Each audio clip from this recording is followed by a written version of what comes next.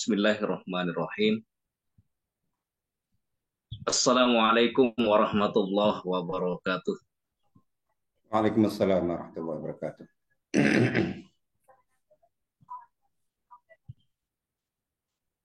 Alhamdulillahi rabbil alamin. Alhamdulillahilladzi hadana li hadza wa ma kunna linahtadiya laula an hadana Allah. Asyhadu an la ilaha illallah wahdahu la syarikalah wa asyhadu anna Muhammadan abduhu wa rasuluh. Salawatullah wa taslimatuhu alal mabu'usi rahmatan lil alamin wa ala alihi wa ashabihi wa man tabi'ahum bi ihsanin ila yaumiddin. Amma ba'du, yang kami hormati eh, narasumber kita Al-Mukarram wal Muhtaram Al-Ustadz Ahmad Mudzaffar MA, Bapak dan Ibu sekalian, sahabat kopi hangat dimanapun berada. Alhamdulillah, kita bersyukur kepada Allah Subhanahu wa Ta'ala. Pada kesempatan ini, pada pagi ini kita bertemu kembali dalam acara rutin yang kita adakan setiap hari Kamis pagi, yaitu diskusi kopi hangat. Untuk menghangatkan diskusi kita pagi ini, jangan lupa ngopi ya Bapak dan Ibu. Jangan lupa ngopi juga ya. Nah Bapak dan Ibu sekalian, pada kesempatan ini kita akan mengkaji sebuah tema yang sangat urgen dalam kehidupan kita sebagai seorang muslim, wabil khusus sebagai aktivis ya, aktivis pergerakan atau aktivis dakwah, yaitu tema bersatu dalam perbedaan. Bersatu dalam perbedaan ini sangat penting kita realisasikan dalam kehidupan, karena memang di antara masalah akut yang dihadapi oleh umat Islam, wabil khusus kaum pergerakan, adalah adanya konflik ya, konflik, kemudian adanya perselisihan yang kadang penyebabnya itu adalah masalah-masalah yang dalam tanda kutip itu masalah sepele, tetapi tidak bisa diselesaikan secara baik. Padahal dalam masalah-masalah perbedaan pendapat ya, dalam masalah-masalah perbedaan furu, mestinya kita sikapi dengan sikap terbuka, dengan sikap inklusif, dan sikap saling toleransi. Nah Bapak dan Ibu sekalian, untuk mengkaji tema kita pada pagi ini, yaitu bersatu dalam perbedaan, alhamdulillah kita telah kehadiran sosok narasumber yang sangat berkompeten. Beliau adalah Al-Ustadz Ahmad Mudzaffar LCMA, pakar kajian dakwah dan juga pakar kajian akidah. Bapak dan Ibu sekalian, seperti biasa, sebelum acara ini dimulai, saya selalu mengingatkan bahwa forum hangat ini adalah forum yang terbuka, lintas organisasi, lintas partai, semuanya bisa berkontribusi memberikan sumbangan pemikiran. Ya. Tujuan dari forum ini adalah bagaimana kita semuanya memiliki pemikiran yang terbuka, siap berdiskusi, sehingga kita bisa memberikan kontribusi kepada umat agar mereka punya wawasan yang luas, kemudian punya kontribusi yang nyata dalam konteks kehidupan berbangsa dan bernegara. Baik Bapak dan Ibu sekalian, untuk tidak memperpanjang kalam, kita awali diskusi kopi hangat ini dengan bacaan basmalah. Bismillahirrahmanirrahim. Bismillahirrahmanirrahim. Selanjutnya kepada Al-Mukarram Al-Ustadz Mudzaffar saya persilahkan. Saya Eh, jadikan baik. Baik, barakallahu fikum Dr. Abdul Rahman. Assalamualaikum warahmatullahi wabarakatuh. Waalaikumsalam. Alhamdulillahirabbil alamin wassalatu wassalamu ala sayyidina Muhammadin sayyidil mursalin sayyidil awwalin wal akhirin imamul muttaqin wa qaidil ghuril mayamin wa ala alihi wa ashabihi wa atba'ihi bi ihsan yaumiddin. Allahumma ya rabbana lakal hamd wa lakal syukru kama yanbaghi li jalali wajhika azim bi sultanik. Allahumma inna asbahna minka fi ni'mati wa afiyati wa sitr fa atimma alaina ni'mataka wa afiyataka wa sitraka fi dunya akhirah. Allahumma ma asbaha bina min ni'matin aw bi ahadin min khalqik fa minka wahdaka la syarika lak falakal hamdu wa lakas syukr. Walhamdulillah amin. Para kiai, para ulama, para ustadz dan ustazah, Bapak Ibu yang semoga senantiasa dirahmati Allah Ta'ala. Alhamdulillah kita bersyukur kepada Allah atas nikmat eh, tambahan umur dan kehidupan baru eh, pada hari ini dalam keimanan, dalam ketaatan, dalam hidayah, dan juga kita bersyukur atas nikmat luar biasa kebersamaan kita di dalam majelis ini. Semoga ini merupakan salah satu majelis yang bermanfaat untuk kita semuanya, penuh dengan rahmat Amin. dan barakah. Amin ya rabbal alamin. Amin. Amin. Para asatidzah dan ustadzat, hafizakumullah. Jadi tema bersatu dalam perbedaan ini adalah ya tema yang sangat urgent sekali, tema yang sangat indah untuk diucapkan, diungkapkan, dan biasa dibincangkan secara teori, indah dan mudah sekaligus. Tapi di saat yang sama adalah tema yang termasuk paling sulit di tataran praktek.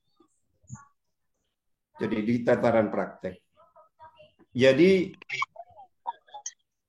saya sering mengatakan bahwa perbedaan, perselisihan itu umurnya itu mungkin ya sepanjang umur umat ini. Umur perbedaan, perselisihan di dalam tubuh umat ini itu ya setua umat ini sendiri. Sehingga logikanya, harapannya, idealnya umat ini itu sudah sangat akrab dengan perbedaan. Seharusnya dengan usia yang setua itu umat ini adalah umat yang paling dewasa, paling matang dalam menyikapi fenomena perbedaan dan perselisihan, dan di dalam mempraktekkan bagaimana seharusnya kaum muslimin itu berbeda dan menyikapi pihak lain yang berbeda dalam bidang apapun. Jadi dari mulai perbedaan yang mungkin kita katakan paling sederhana, paling kecil, jadi apa itu yang mungkin merupakan perbedaan formalitas, perbedaan dalam casing dan kulit, sampai perbedaan yang paling substansial dalam isi dan substansi, mulai dari perbedaan furu sampai perbedaan yang paling usul. Petunjuknya sudah ada semuanya di dalam Islam, dan contoh praktek dari Nabi SAW, dari para sahabat, dari salafus saleh, dari khalafus saleh, dari para ulama itu juga sudah kita hafal secara teori. Tapi masya Allah prakteknya itu sangat sulit ternyata. Di antara yang sering saya katakan juga, mengapa misalnya sebagai contoh, ini di dalam tubuh umat Islam, terkait dengan khilafiyat furu'iyah ijtihadiyah dalam masalah mazhab-mazhab fikih. Jadi kita dan para ulama sekarang ini kan bukan pemula kan. Kita itu pelanjut. Jadi perselisihan khilafiyat dalam masalah mazhab fikih itu Itu sudah ada sejak berapa tahun yang lalu. Yang mengawali dan mendahului itu adalah para generasi salafus saleh dulu. Nah, sementara kita dapati bahwa mereka yang berbeda dalam puluhan sampai ratusan masalah khilafiyah, tapi ternyata perselisihan beliau-beliau itu tidak sedikit pun mengusik ikatan ukhuwah dan persaudaraan serta persatuan di antara kaum muslimin, di antara para ulama itu.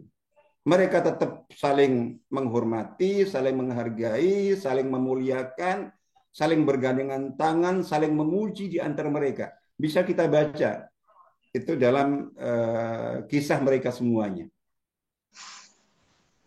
Tapi mengapa kita yang hanya meneruskan perselisihan dan perbedaan itu ternyata tidak seperti itu. Berbeda dalam satu, dua, tiga masalah itu sudah langsung tidak saling sapa. Sulit sekali. Nah, salah satu yang sering saya katakan adalah bahwa sebabnya adalah karena kita itu tidak komprehensif dalam cara kita mewarisi dari generasi pendahulu itu. Dalam konteks ini, umumnya masing-masing kita itu mewarisi materi khilafiyahnya. Dalam konteks madhab misalnya yang bermadhab Hanafi itu mewarisi madhab pendapat ijtihad. Jadi madhab ulama-ulama madhab Hanafi, yang madhab Maliki begitu, yang madhab Syafi'i begitu, yang madhab Hambali begitu, yang madhab Zahiri begitu. Masing-masing mewarisi materi khilafiyahnya. Dalam masalah ini madhab Hanafi hafal itu.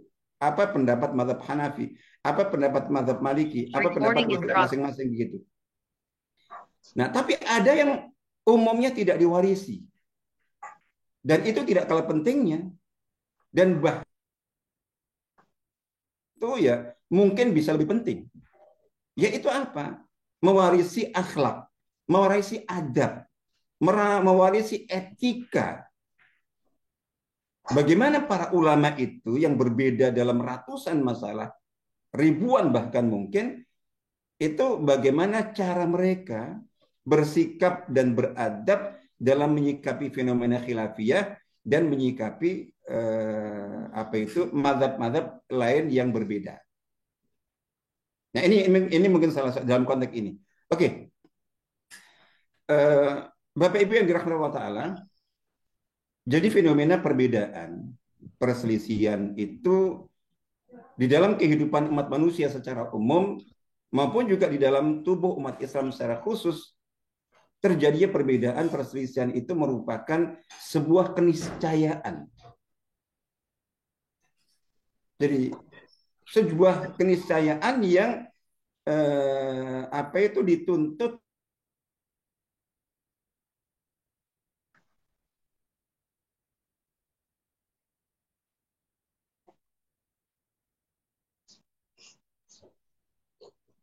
Kok hilang ya?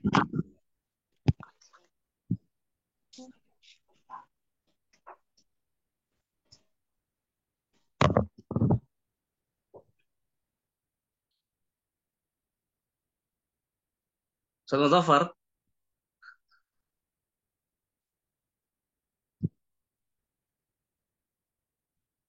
tapi fotonya masih ada dokter Adronya.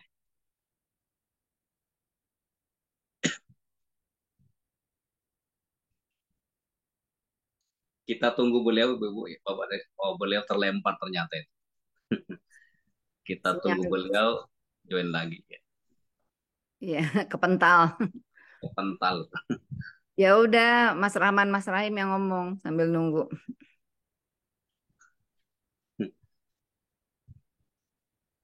Tunggu aja dulu, Bu. Jaga gawang.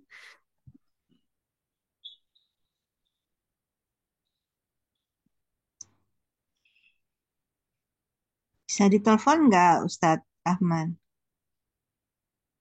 Insya Allah join lagi nanti.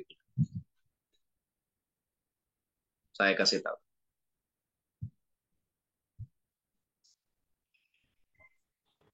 Ah, itu. Silahkan dilanjutkan Ustadz Mutafar. Mohon maaf ini kayaknya ada masalah di koneksi. Iya, jadi seperti yang tadi saya sebutkan bahwa perbedaan, perselisihan di dalam kehidupan umat manusia secara umum dan di dalam tubuh umat Islam secara khusus dengan berbagai bentuknya, dengan berbagai tingkat dan level itu adalah sebuah keniscayaan. Darurah hayatiyah waqi'iyah. Jadi sebuah keniscayaan yang tidak mungkin tidak terjadi, pasti terjadi. Oke. Itu dalam berbagai levelnya, dalam berbagai bentuknya.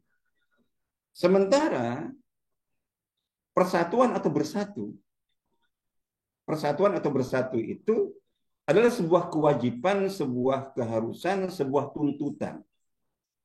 Baik dia sebagai fardhu syar'iyah, itu sesuai dengan dalil-dalilnya, sebuah kewajiban syar'i sebagai bentuk konsekuensi dari ikatan ukhuwah Islamiyah misalnya, atau sebagai tuntutan realita dan kebutuhan untuk kita menjalani kehidupan di dunia ini.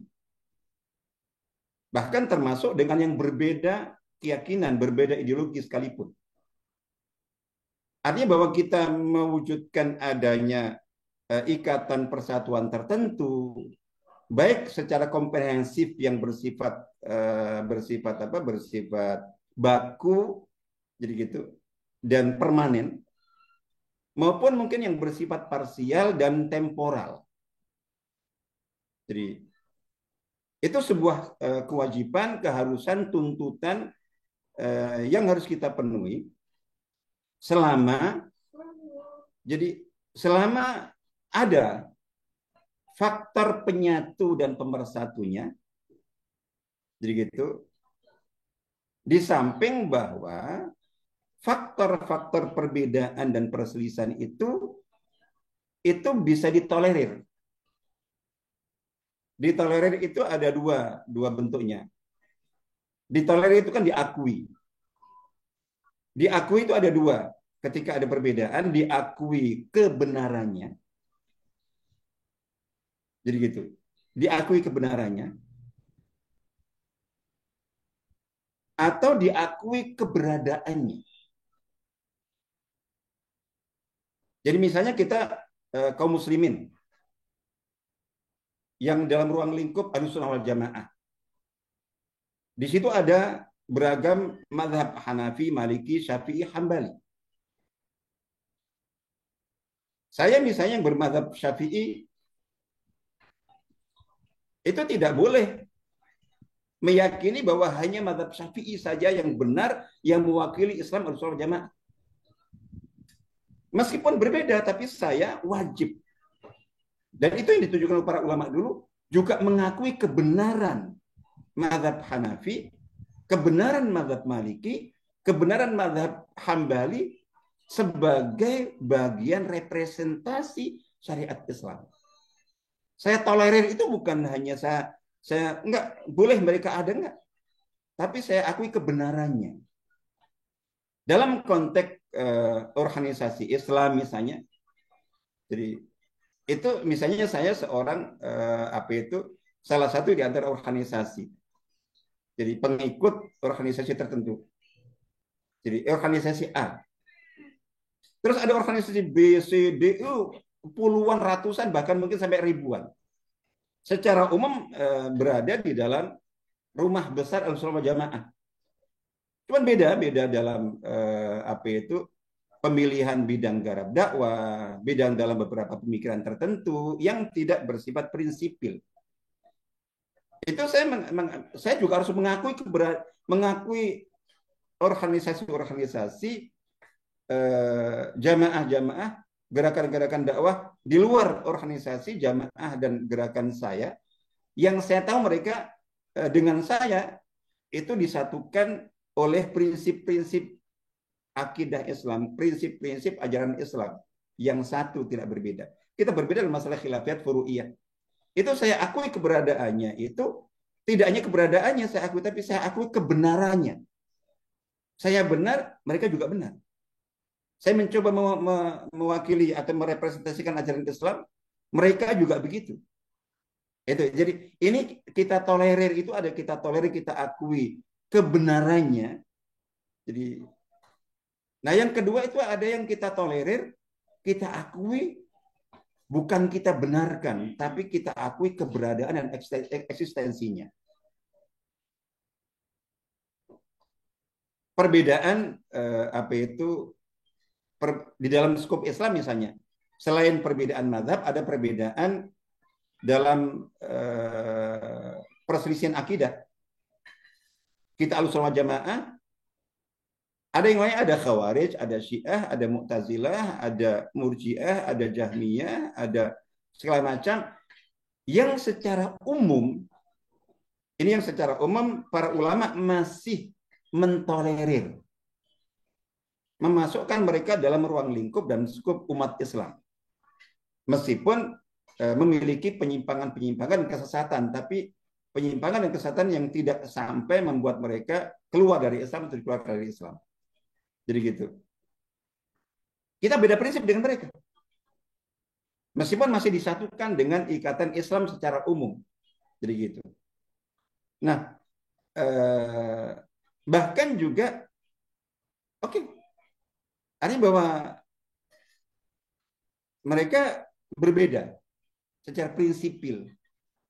Tidak kita benarkan perbedaan mereka, tapi keberadaan dan eksistensi orang-orang yang memiliki pemikiran dan ideologi yang berbeda dan menyimpang dari prinsip ideologi Ahlussunnah wal Jamaah, keberadaan orangnya kita akui.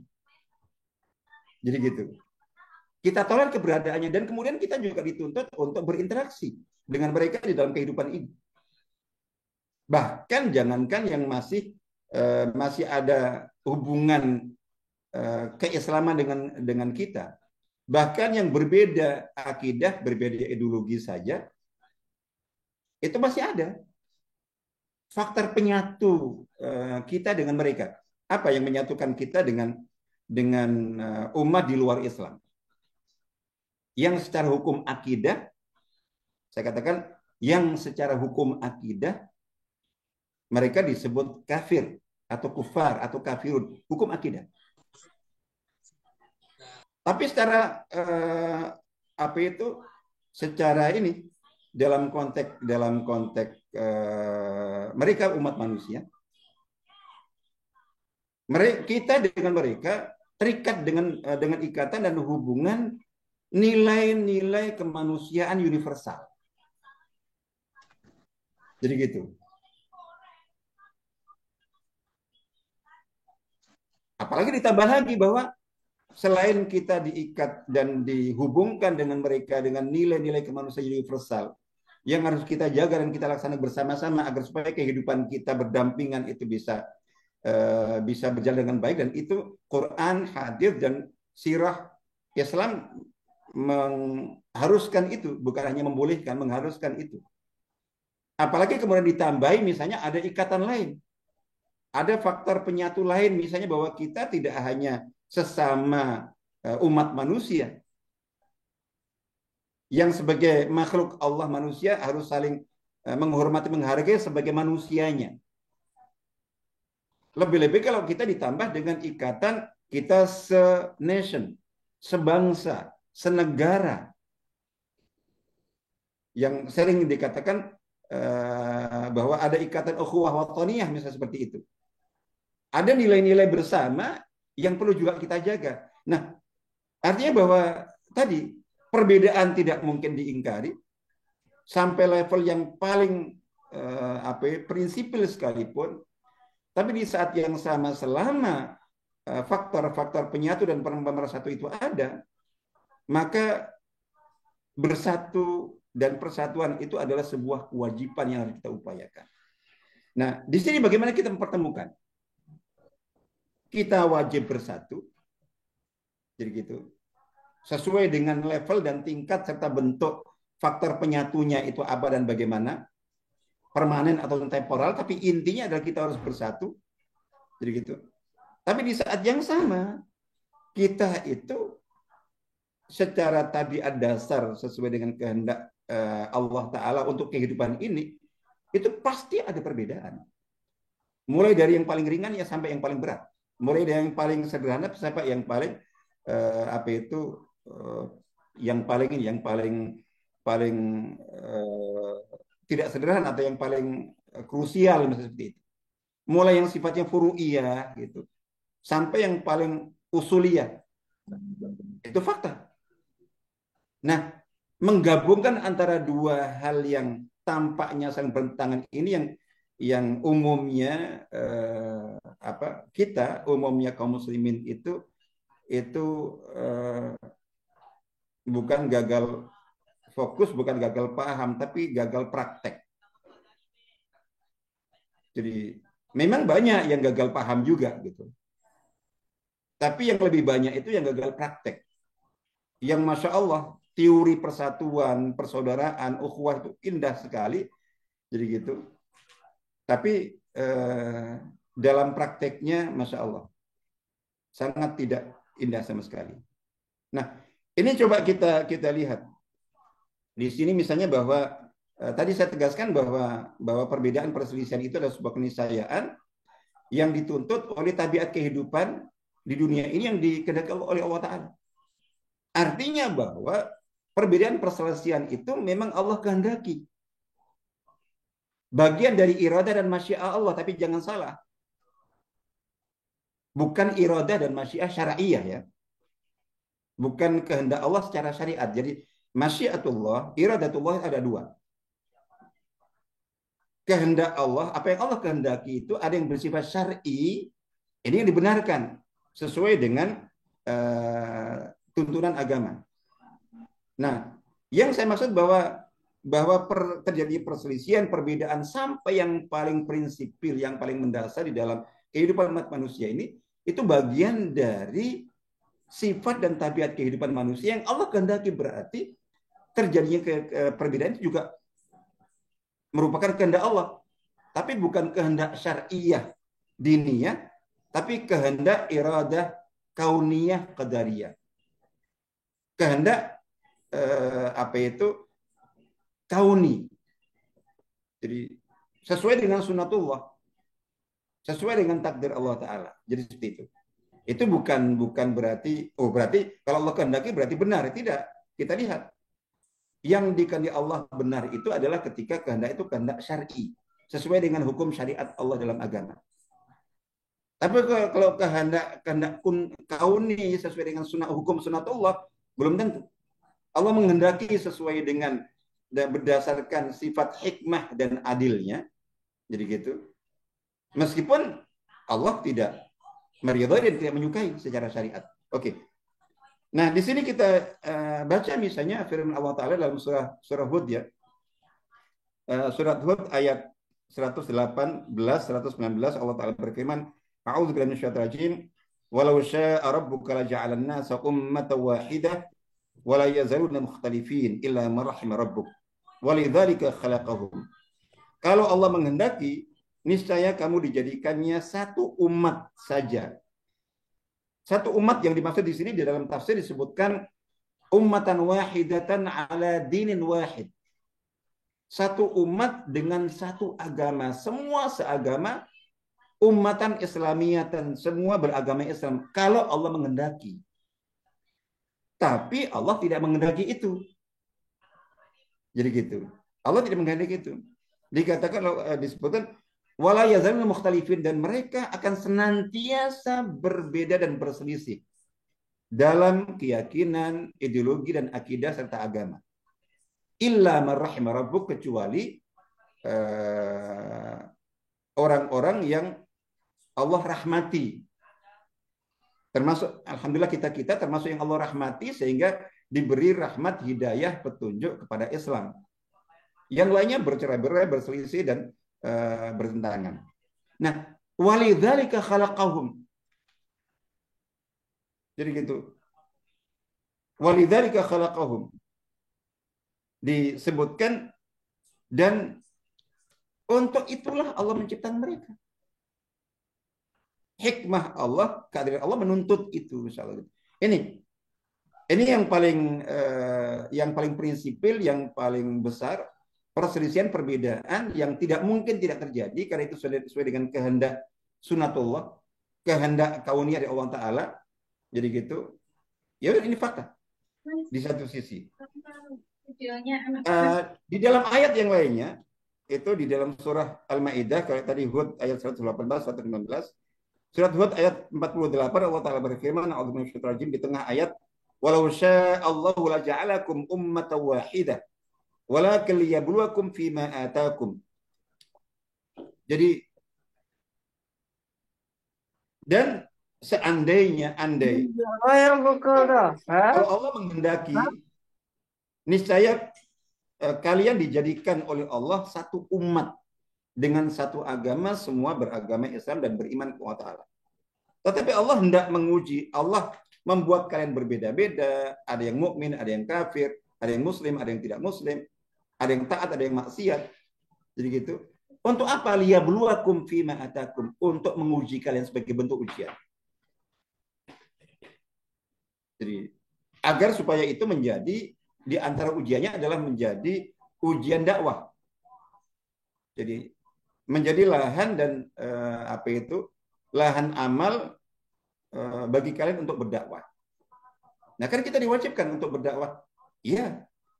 Mendakwai mereka kalau bisa semua umat manusia itu beriman semuanya. Iya. Tapi di sini ada kaidah. Nah, di sini dalam konteks khilafiyah ini pertama fakta bahwa perbedaan tidak mungkin tidak terjadi.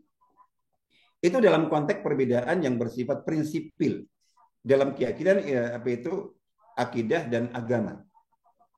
Sementara perbedaan di dalam tubuh umat Islam, jadi gitu, baik dalam yang bersifat prinsipil, usul, yang kemudian memunculkan Ahlussunnah wal Jamaah, Khawarij, Syiah, Mu'tazilah dan seterusnya, ataupun perbedaan dalam bidang furu', non usul, non prinsipil, seperti kemudian melahirkan mazhab-mazhab, organisasi-organisasi, partai-partai politik dan seterusnya itu, insya Allah. Nah, itu artinya bahwa itu tidak mungkin tidak. Sebabnya adalah karena faktor penyebab. Kalau kita faktor penyebab terjadi perbedaan itu memang dari sononya sudah, dan tidak mungkin bisa dihilangkan sampai hari kiamat. Kalau faktor penyebabnya tetap ada, maka hasilnya perbedaan itu pasti tetap akan terjadi. Nah, bagaimana kita menyikapi itu semuanya? Dalam konteks dakwah, pegangan kita adalah firman Allah dalam surah An-Nahl ayat 125. Jadi pedoman kita adalah di antaranya ayat 125 surat An-Nahl, Allah Ta'ala berfirman, ud'u ila sabili rabbika bil hikmati wal mau'izatil hasanati wajadilhum billati hiya ahsan. Kita diwajib, oke. Kita tahu mereka mereka di dalam kekufuran, dalam kesyirikan, dalam penyimpangan. Kita wajib berdakwah. Tapi dakwah itu harus dengan hikmah, dengan mau'izah hasanah. Jadi gitu. Dan ketika harus berbantah, perhatikan, berbantah itu dalam konteks di sini, kalau kita baca tafsir, konteks utamanya justru mengapa berbantah, kan karena terjadi perbedaan. Dan perbedaan di sini, kalau kita baca tafsir, itu perbedaan dalam keyakinan. Berbantah umat Islam dengan Yahudi, dengan Nasrani, dengan penganut agama-agama lain. Coba perhatikan, ketika harus berbantah, yang dengan beda keyakinan, beda agama, beda ideologi, beda agama itu wajadilhum billati hiya ahsan. Kata Dr. Yusuf Qadawi, kalau dakwah bil hikmah itu secara umum.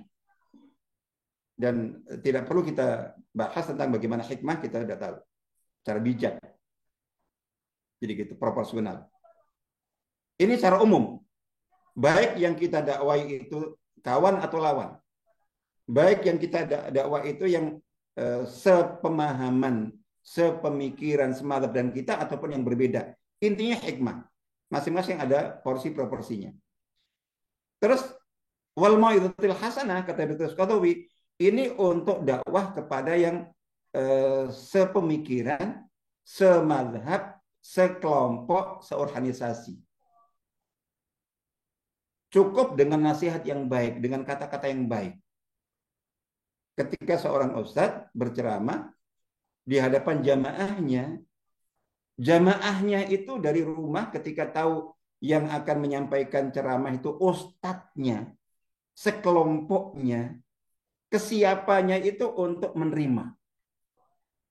Bahkan seandainya kok ada yang nggak pas dikit, salah-salah dikit, itu jamaahnya dari rumah itu sudah siap untuk memaafkan, memaklumi. Kalau yang mau menyampaikan ceramah itu ustadznya, ustadz kelompoknya, kiai madhabnya. Sehingga cukup mau'izah hasanah. Dengan kata-kata yang baik, dengan nasihat yang baik. Tapi ketika yang dihadapi itu adalah yang berbeda, itu pasti ada jidal. Jadi gitu. Itu ada jidal. Nah di sini tidak cukup dengan mau'izah hasanah, dengan bitoriqatil hasanah. Tapi billati hiya ahsan. Jadi gambarannya begini. Kalau dalam bahasa Indonesia, bahasa Jawa itu kan ada level, ada bahasa yang umum digunakan, yang biasa dikatakan kasar itu ngoko. Ngoko, saya itu aku. Jadi kamu itu kue. Jadi gitu. Itu udah. Itu kalau sesama teman, sesama jamaah itu aku, kue, kon itu biasa. Baik sudah, yang penting nggak misuh aja gitu. Nah, tapi kalau menghadapi yang berbeda dengan kita, termasuk beda ideologi, beda akidah, itu tidak cukup. Harus billati ahsan. Itu bahasa aku kon kue itu kalau dengan sesama sejamaahnya nggak masalah, baik-baik saja. Tapi kalau dengan menghadapi dalam konteks jidal yang berbeda, itu harus dengan level yang lebih tinggi. Itu kromo namanya. Kromo itu aku kulo. Jadi gitu. Terus kemudian kon kue itu sampean. Itu lebih ini. Itu pakai. Bahkan kalau bilati ihsan, itu di atasnya lagi ada kromo inggil. Saya bukan ahli, tapi kromo inggil. Jadi itu lebih halus lagi kalau kon kue sampean itu kromo panjenengan. Ada lebih tinggi lagi. Itu kalau kita menghadapi. Nah, ini dalam praktek kebalikannya biasanya. Ketika menghadapi jamaahnya, itu justru halus, lembut. Begitu debat, udah keluar itu. Yang paling kasar. Yang kata kita Yusuf Qaradawi, seolah-olah ayat itu berubah. Dari wajadilhum billati hiya ahsan, dari kata-kata husn yang artinya baik dengan cara yang lebih baik, itu seolah-olah kata ahsan itu berubah menjadi ahsan. Pakai kha dan shin besar. Berbantahlah dengan cara yang lebih kasar. Itu prakteknya, caci maki kalau sudah berbeda itu. Ini berbeda agama, akidah, ideologi, kalau kita berbeda saja, itu diwajibkan kita, apalagi kita diikat dengan akidah Islamiyah. Saya contohkan, mohon maaf sekarang ini dalam konteks ini perbedaan pilihan politik. Jadi gitu, dan mungkin Bapak Ibu ada tergabung dalam grup-grup WhatsApp yang biasanya aktif di situ, dan kemudian isinya itu anggotanya heterogen. Dari sisi pilihan, khususnya pilihan pilpres. yang paling panas ini, sepanas cuaca dan saat ini, masya Allah, itu adalah dalam konteks pilpres. Kalau untuk beda partai, kok kayaknya ada mayem sekarang. Yang paling panas di situ. Kita bisa lihat kan seperti apa. Itu yang ada di dalam grup itu. Ketika sudah mengangkat tema-tema terkait dengan pilpres. Itu masya Allah. Jadi olok-olokan, jadi gitu. Sindiran paling kecil sindiran. Caci maki itu naudzubillah, dan itu mohon maaf terjadi ada di dalam grup-grup yang isinya para ulama, isinya para kiai, isinya para ustadz Timur Tengah yang notabene adalah ahli syariat dan ahli agama, hafal ayat dan dalil. Hilang semuanya itu. Itu saya itu. Nah, di sini dalam konteks ini tadi kita katakan bahwa dalam konteks dakwah silakan kan kita harus dakwah. Iya, tapi dakwah bil hikmah, mau'izah hasanah, kita bilati ahsan. Kaidah lain adalah ayat yang sangat kita hafal semuanya. Al-Baqarah 256 setelah ayat kursi itu, a'udzubillahi minasyaitonir rajim, la ikraha fid din. Ini dalam din saja, kita dalam mendakwai orang di luar Islam supaya maju agama kita saja, itulah ikraha. Tidak boleh ada paksaan. Paksaan itu muncul adalah ketika kita merasa kita tidak mengakui keberadaannya, maka kemudian kita paksa. Jadi gitu. Artinya bahwa oke, silakan kalau mau ngajak, mau ini, tapi dengan hikmah, dengan mau'izah hasanah. Kalau terpaksa harus jidal, billati ahsan, dengan cara terbaik, dengan kromo inggil. Oke? Terus ketika enggak, ya sudah. Ya sudah. Itu yang harus kita pegang. Seperti itu. La ikraha.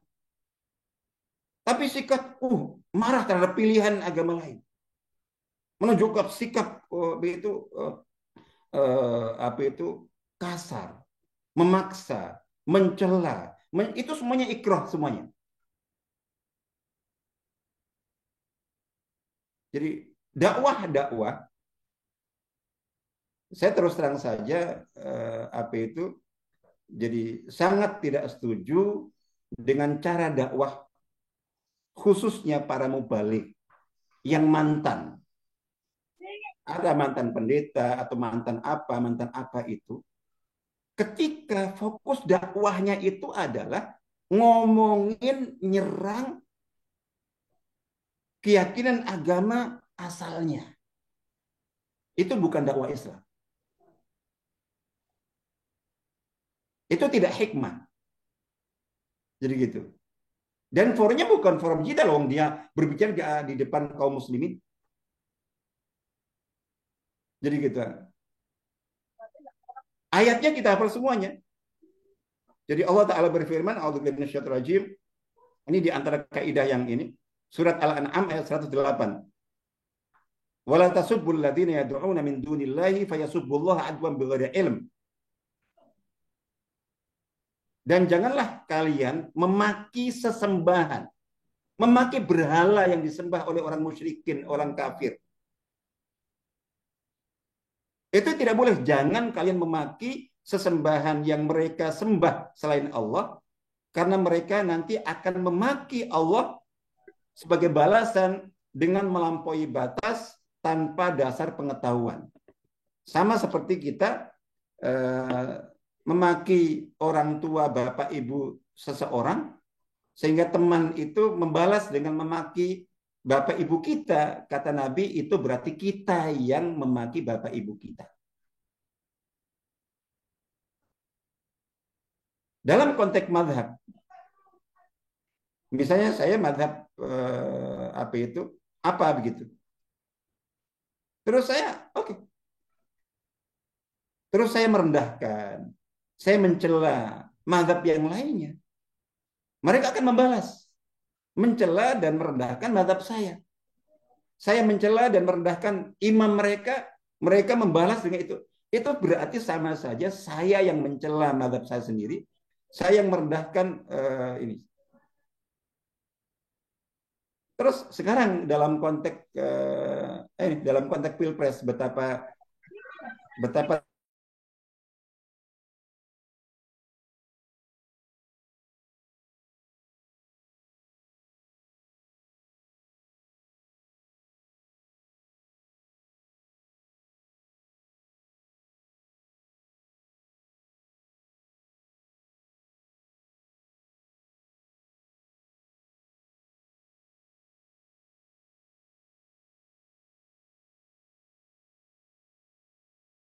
saja itu candaan aja, itu nggak bisa. Jadi oleh yang dicandain itu serius. Kalau mau nggak percaya, ya udah coba dibalik. Ketika apa itu misalnya bahwa pendukung capres tertentu itu nge-share, ya ini apa itu ya gurauan gitu, baik ungkapan atau parodi atau apa yang itu sebetulnya gitu. Tapi di-share. Itu pendukung capres yang dicandain itu nganggapnya serius. Kalau mau bukti coba ini, yang si B itu membalas dengan nge-share parodi yang untuk capresnya juga. Itu sikapnya akan beda. Itu di grup-grup seperti itu. Nah, di sini itu ketika kita menyikapi pilihan yang berbeda itu, terus kemudian kita nyindir, kita apa itu, apalagi sampai nyerang itu ikrah, itu memaksa, itu memaksa. Dalam din akidah saja nggak boleh, apalagi pilihan yang di bawah itu. Jadi gitu. Itu kaidah kita. Terus kemudian apa itu yang ini kaidah yang lainnya itu adalah yang sangat penting di sini. Itu akhir surah Al-Kafirun kita hafal semuanya. Jadi surah Al-Kafirun itu unik. Di satu sisi ayat ini adalah merupakan ayat yang paling tegas, paling eksplisit bagaimana seorang mukmin itu menunjukkan sikap akidahnya terhadap apa keyakinan, akidah, agama di luar Islam. Dan eksplisit sekali. Langsung ya ayyuhal kafirun. Dipanggilnya itu adalah dengan panggilan hukum akidah. Di satu sisi paling tegas, paling keras dalam barok, dalam bidang agama. Tapi di saat yang sama, ayat ini, surat ini adalah surat yang paling toleran.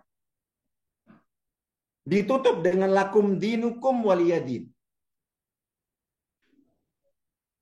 Lakum dinukum waliyadin ini minimal kalau saya memahaminya ada dua hal. Dua makna yang sangat penting sekali. Yang pertama adalah ini adalah pengakuan terhadap eksistensi, bukan pengakuan kebenaran. Jadi ada i'tiraf, itu tasdiqi, pengakuan atas kebenaran sebuah kelompok atau sebuah komunitas, itu i'tiraf tasdiqi yang tadi saya sebutkan. Jadi gitu di dalam Islam. Ini tidak, itu i'tiraf waqi'i, mengakui keberadaannya. Secara ideologi, secara nilai, secara hukum salah, kita yakini kufur. Itu keyakinan kita yang akan kita simpan dalam pemikiran hati kita. Tapi orang yang mengikuti itu secara kemanusiaan, secara hubungan sosial, secara hukum kehidupan umum itu kita akui keberadaannya. Termasuk keberadaan agama yang mereka anut, lakum dinukum waliyadin, ini pengakuan. Bagi kalian agama kalian berarti diakui kan, mereka agama yang kita yakini kufur, yakini salah, yakini sesat itu udah kita akui bahwa mereka mengikuti itu waliyadin. bagiku agamaku. Itu pertama pengakuan. Yang kedua, bahwa kalau sudah masuk ke wilayah agama di mana kita di sini berbeda, itu jangan saling mencampuri. Lakum dinukum, sudah. Bagimu agamamu, uruslah agamamu, jangan libatkan saya, jangan ajak saya. Jadi gitu. Jangan tuntut saya untuk ikut dalam agamamu, untuk ikut ibadah bersama, untuk ikut perayaan bersama, udah. Waliyadin. Dan bagiku agamaku urusanku, kalian jangan ikut komen, jangan ikut komentar, jangan ikut campur. Kita berinteraksi kalau sebagai manusia diikat oleh nilai-nilai humanity, nilai-nilai kemanusiaan yang bersifat universal. Fokus di situ. Jangan nyentuh agama. Selain nilai-nilai universal kemanusiaan, kalau kita disatukan dengan negara, dengan bangsa, kita sebangsa, kita sesuku, itu ada juga ikatan itu. Jadi gitu. Ada kepentingan itu. Udah, kita fokus di situ. Kita berinteraksi, kita bahkan bekerja sama, kita saling tolong menolong. Kita saling berbuat baik. Dalam konteks itu, nah, ini yang sering dikatakan bahwa menciptakan kerukunan antar umat beragama itu salah satu syarat mutlaknya adalah menerapkan lakum dinukum waliyadin.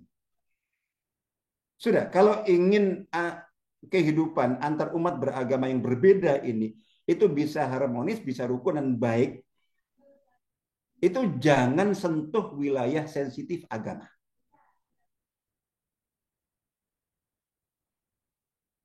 Begitu masuk agama, akidah, ibadah, perhatikan, akidah, ibadah, hukum syariah. Jadi gitu.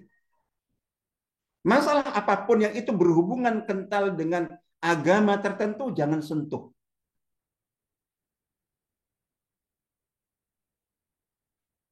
Tidak. Jangan sentuh. Sensitif sekali. Dan siapapun yang ngomong tentang toleransi antar umat beragama, terus nyentuh agama. Nyentuh agama itu macam-macam. Jadi membawa masalah. Udah, ini syariat ibadah kita. Ibadah Islam udah, jangan ikut-ikut, jangan bawa-bawa kita sholat punya umat Islam, udah, ini urusan umat Islam. Jadi gitu. Jangan ajak mereka, jangan mereka ikut-ikutan. Zakat, puasa, haji. Jadi dan semua bersentuhan dengan Islam. Itu udah masing-masing begitu. Insya Allah itu. Itu siapapun yang nyentuh wilayah sensitif itu pasti dia tidak menginginkan terjadinya kerukunan antar beragama. Persatuan antar antar putra bangsa, jadi gitu. Itu karena pasti sensitif. Nah, di sini kemudian saya kira dari sini kita jadikan kaidah. Dalam konteks tadi bagaimana kita bisa bersatu karena memang ada faktor-faktor pengikat kesatuan itu dan persatuan itu. Jadi gitu. Kalau sesama umat manusia diikat oleh nilai-nilai kemanusiaan yang universal. Kalau kita dalam satu bangsa, satu negara, misalnya bahwa itu kita di samping nilai universal kemanusiaan, kita disatukan oleh nilai-nilai ya kebangsaan. Setanah air, memiliki kepentingan untuk menjaga kedaulatan ini bersama itu yang menjadi jadi penyatu kita. Nah, kalau antar umat Islam ya tentu lebih dalam, ada kesamaan akidah, kesamaan ideologi dan seterusnya. Nah, dalam konteks ini bagaimana kita bersatu dalam perbedaan itu kita terapkan ini. Lakum dinukum waliyadin itu kita praktekkan. Sehingga terus kemudian kita lanjutkan. Kalau dalam agama beda keyakinan, di situ ada hukum iman kufur, tauhid syirik saja. Ada surga neraka saja, itu adalah lakum dinukum waliyadin. Sudah serahkan kepada masing-masing, jangan saling campuri. Gampangnya adalah kalau kita sedang tuntutan untuk bersatu bersama karena ada kesamaan tertentu, baik oleh nilai kemanusiaan universal atau oleh kesamaan setanah air, sebangsa, senegara. Jadi gitu. Dalam konteks itu jangan singgung, jangan angkat, jadi gitu. Jangan bawa-bawa masalah yang terkait dengan agama si A, si B, si C. Fokus kepada tema-tema itu. Untuk agama masing-masing serahkan kepada pemeluknya. Lakum dinukum waliyadin. Lahum dinuhum waliyadin. Jadi gitu. Nah, kalau dalam agama jadi gitu,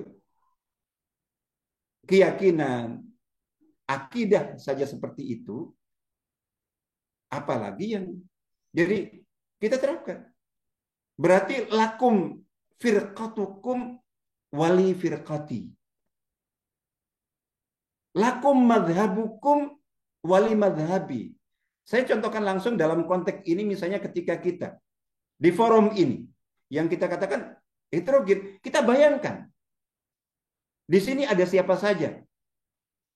Jadi gitu. Ya insya Allah, wallah alam, ada yang non-muslim atau tidak. Sesama muslim, oke.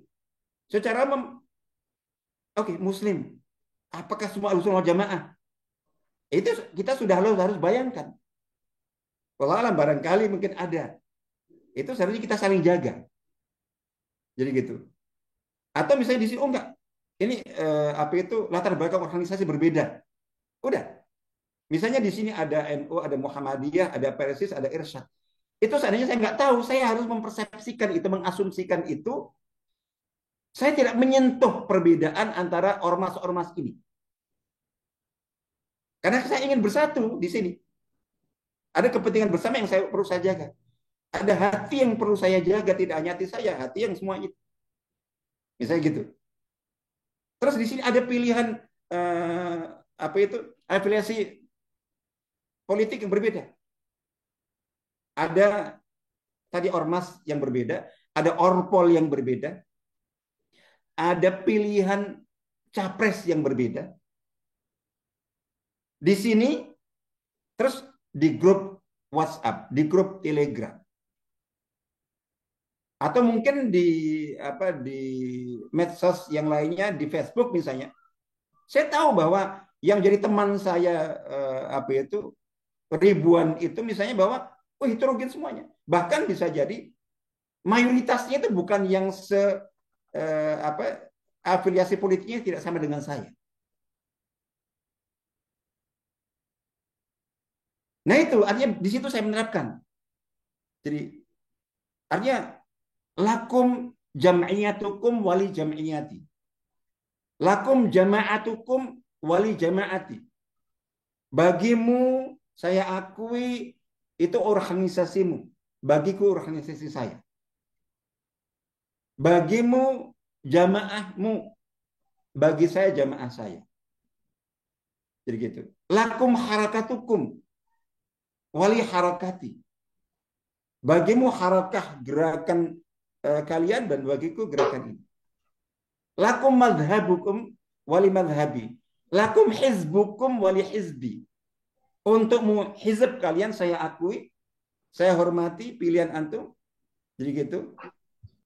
Dan tolong juga akui dan hormati pilihan partai saya.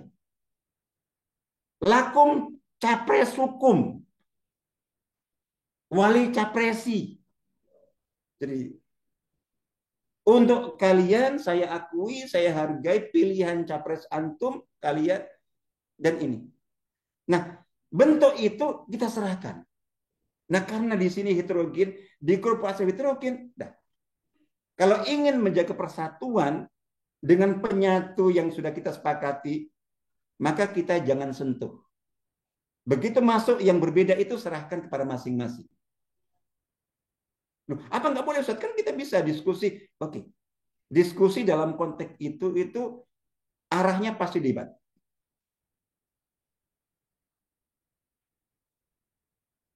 Arahnya pasti debat. Nah, debat tadi itu harus syaratnya billati hiya ahsan. Debat billati ihsan itu syaratnya 3.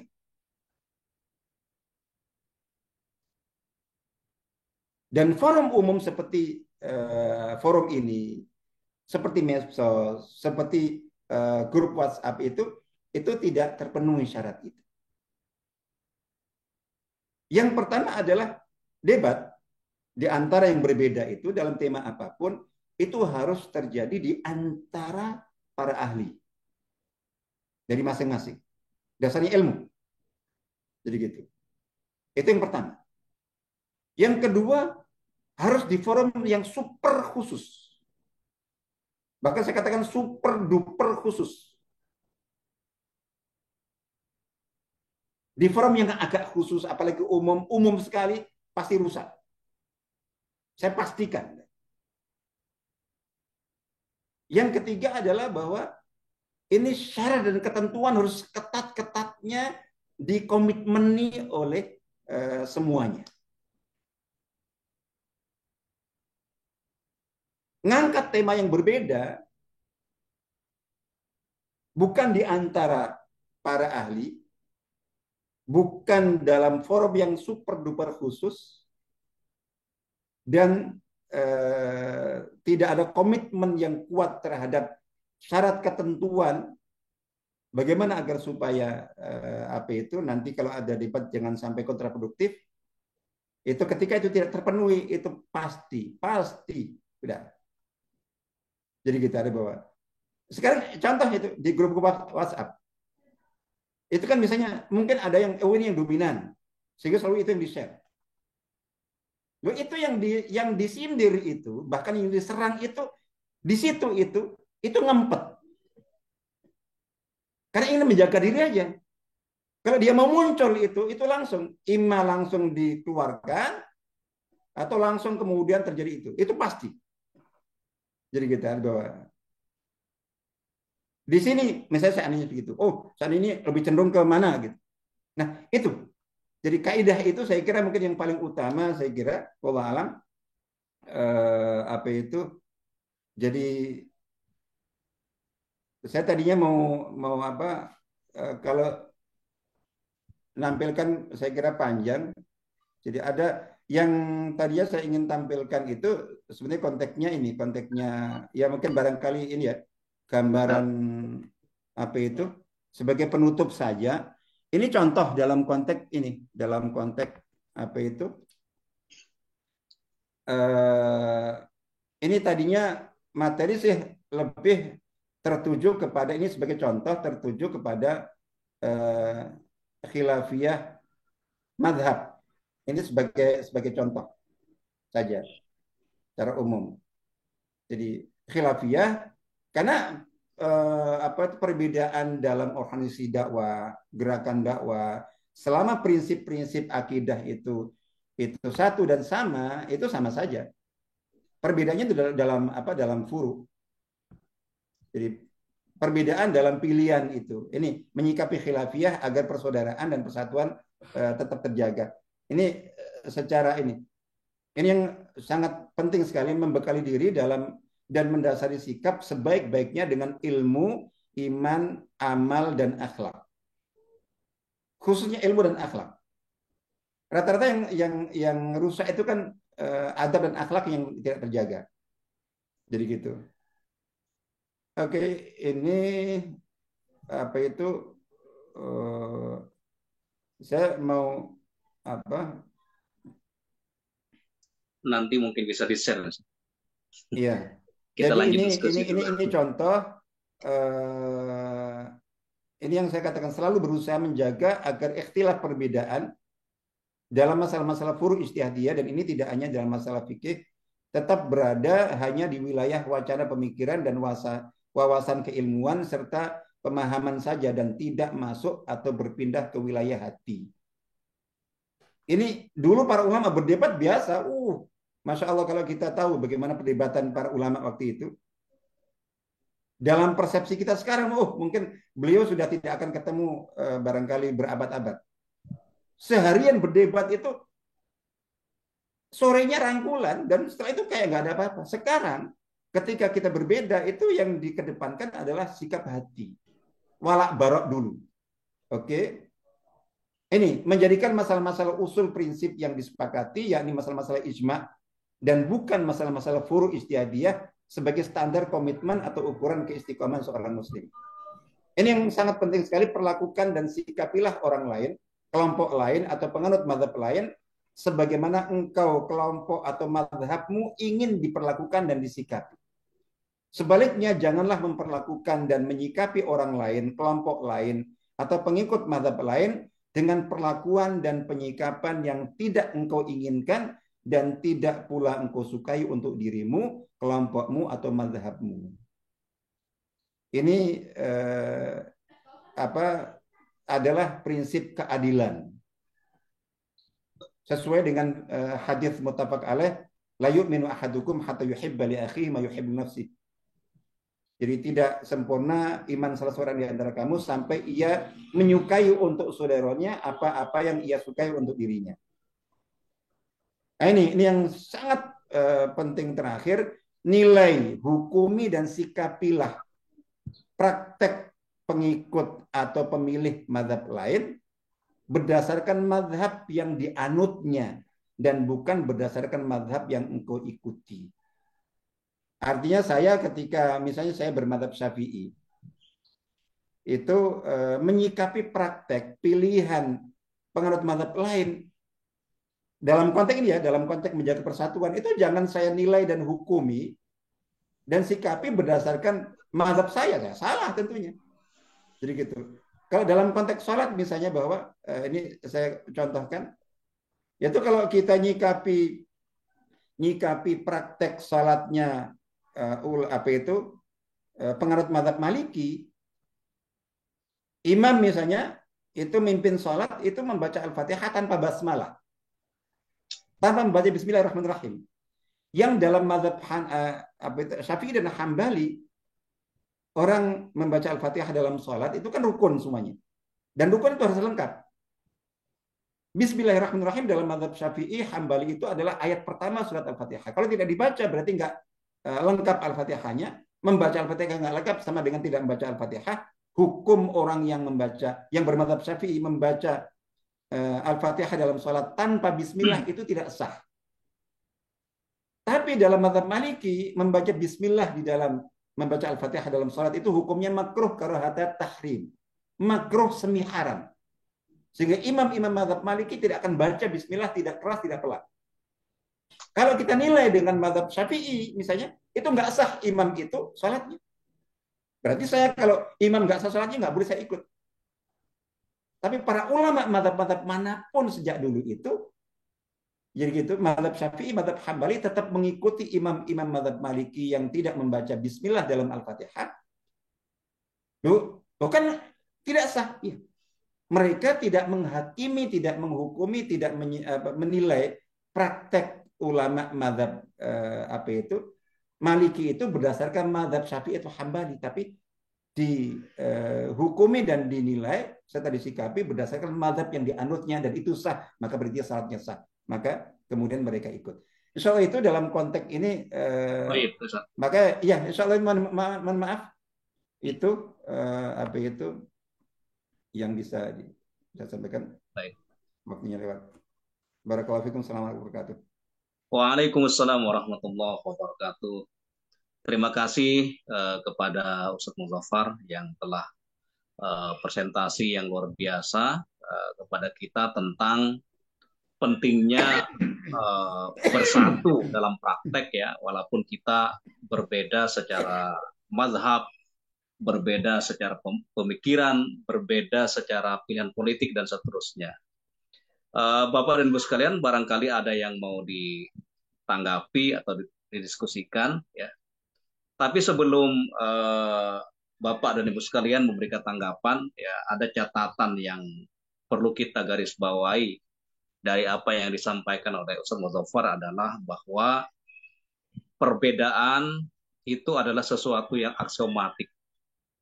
Dalam bahasa Arab itu dikatakan al-khilafu amrun doruriyun. Perbedaan itu adalah sesuatu yang aksiomatik, pasti terjadi dalam kehidupan kita.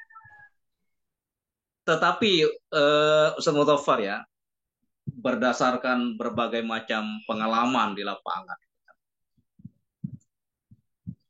kira-kira apa yang menyebabkan umat Islam ini tidak bisa bersinergi antara satu ormas dengan ormas yang lain, satu gerakan dengan gerakan yang lain.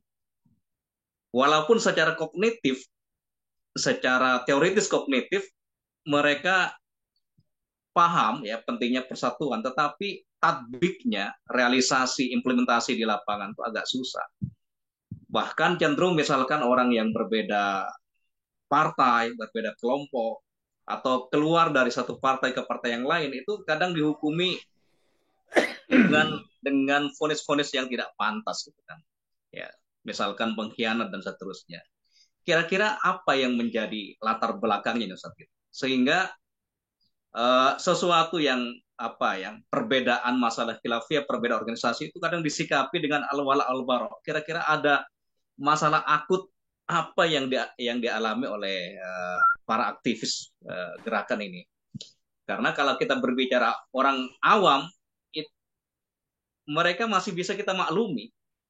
Tetapi ketika yang misalkan yang punya pemahaman seperti orang awam itu adalah orang-orang alumni dari yang punya kapasitas syar'i, tetapi pemahamannya kadang rada-rada gimana sempit gitu kan. Ini kira-kira apa masalah utamanya, Ustaz? Begitu, Ustaz.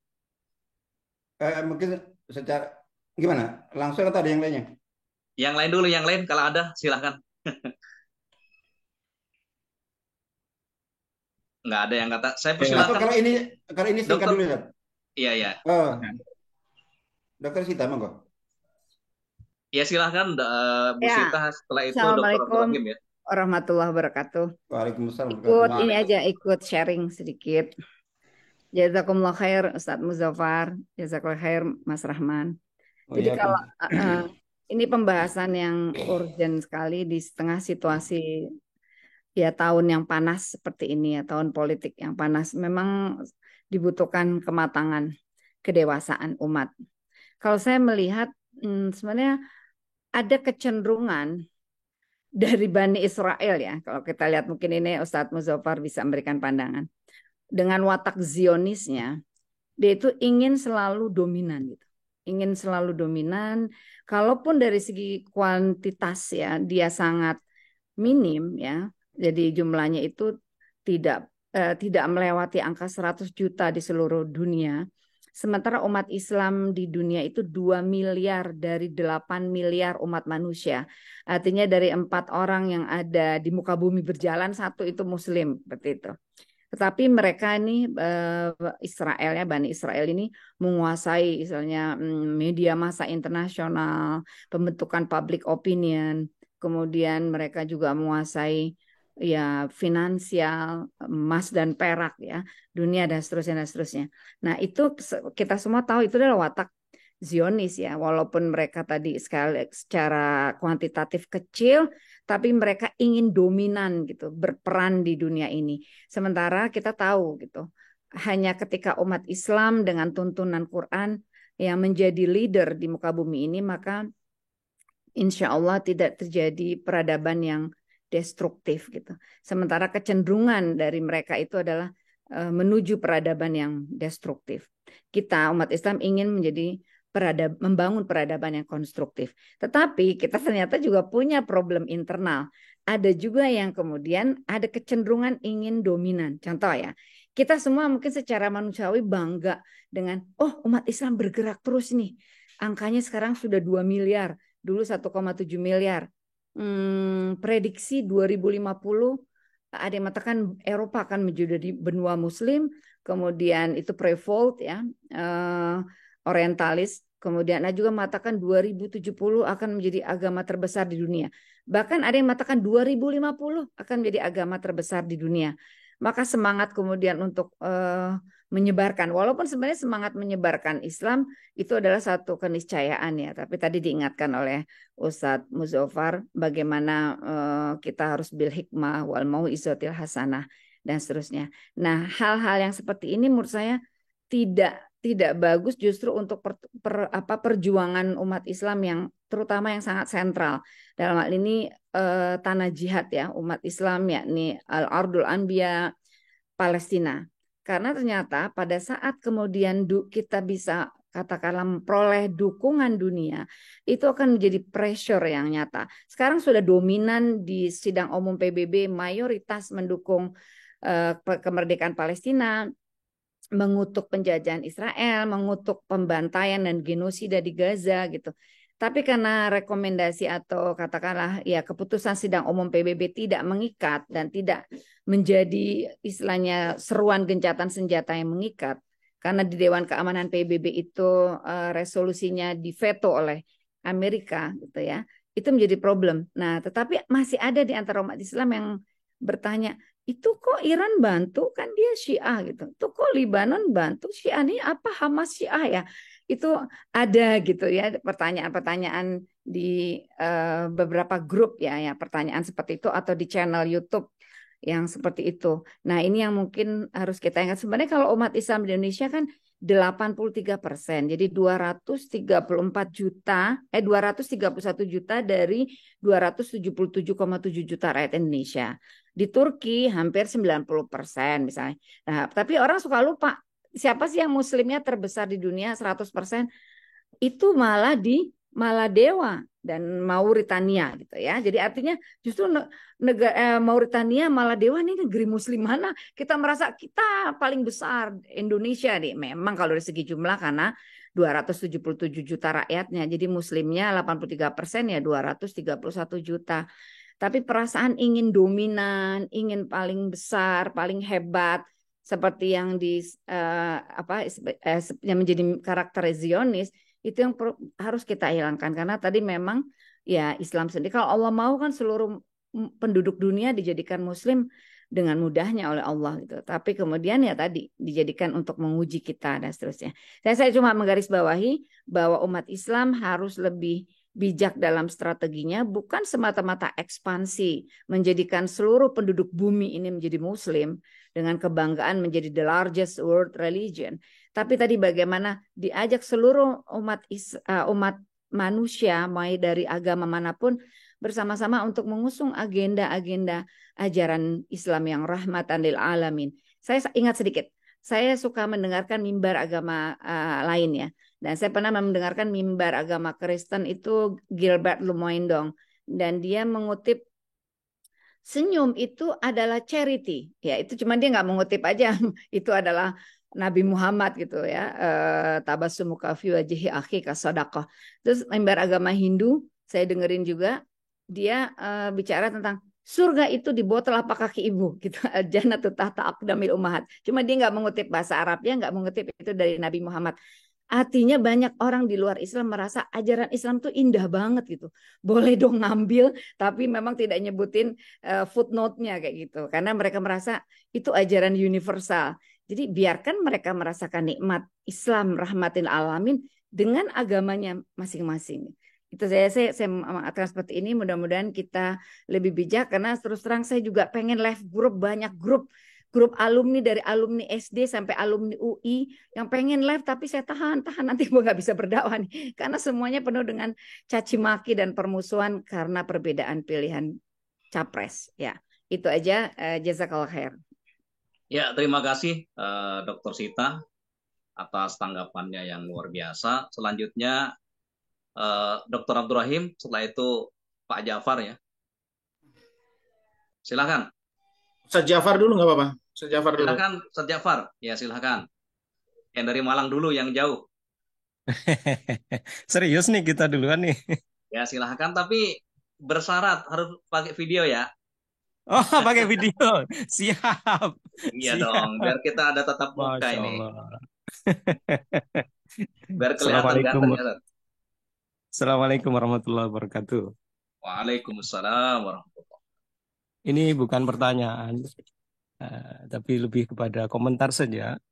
Menyimak apa yang disampaikan Ustadz Mudzaffar dari awal sampai akhir, meskipun disambi-sambi tadi itu, saya senang sekali karena Ustadz Mudzaffar mengeluarkan seluruh keresahan dan kegelisahannya melihat fenomena akhir-akhir ini, di mana sesuai dengan tema tadi cukup menjadi PR berat buat kita.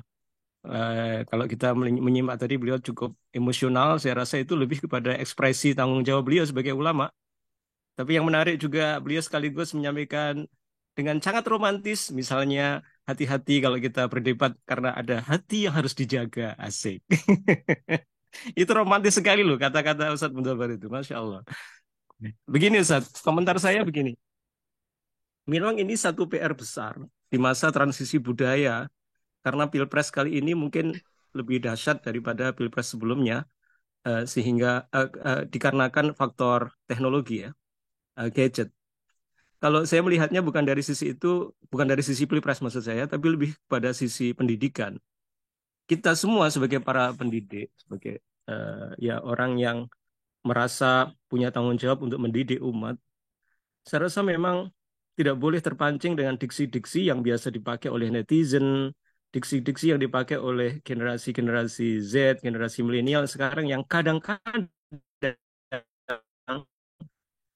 diksi-diksinya itu jauh dari tata krama sopan santun.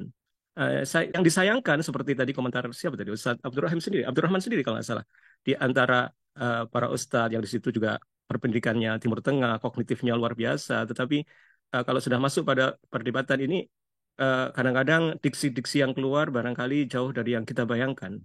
Memang itu sedih sekali dan saya rasa ini bukan hanya PR sesaat kita saat Pilpres ini, tapi PR panjang di mana ini menjadi tugas semua dari kita, wabil khusus para pendidik.